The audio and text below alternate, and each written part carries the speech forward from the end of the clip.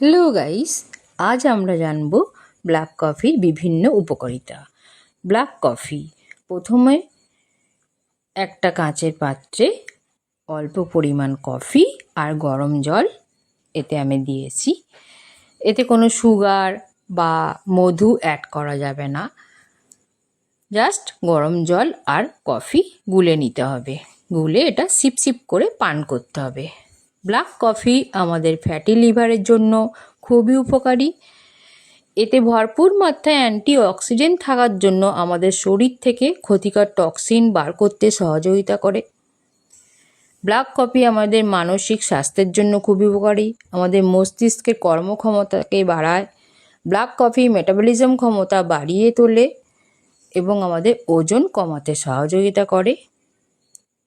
Black coffee আমাদের mood ভালো থাকে, লিভারের জন্য খুবই ভালো এটা, এবং ডায়াবেটিসের ঝুঁকি কমায়।